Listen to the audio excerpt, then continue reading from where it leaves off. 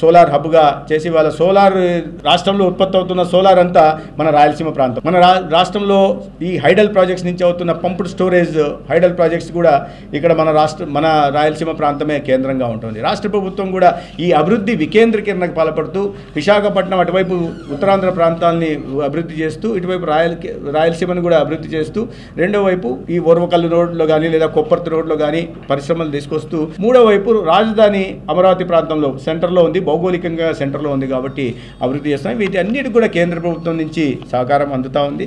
రాష్ట్రంలో ముఖ్యమంత్రి గారు కూడా కేంద్రం రాష్ట్రం రెండు ట్యాండంలో ఒకే లైన్లో పనిచేస్తూ రాష్ట్ర దివాలా తీసిన ఆర్థిక వ్యవస్థని మళ్ళీ గాడిలో పెడుతూ ఎన్నికల సమయంలో ఇచ్చిన హామీలను కూడా ఒక్కొక్కటి నెరవేరుస్తూ ఎంత పెద్ద ఆర్థిక వనరుల్లో ఇబ్బంది ఉన్నప్పటికీ లేమున్నప్పటికీ కూడా అది ప్రజలకి అర్థమయ్యేలాగా వివరిస్తూ సంక్షేమ పథకాలను ఎక్కడ ప్రవేశపెడుతూ వాటిని అమలు చేస్తూ అదే సమయంలో అభివృద్ధి కార్యక్రమాలు కూడా చేపట్టడం మనం చూస్తున్నాం.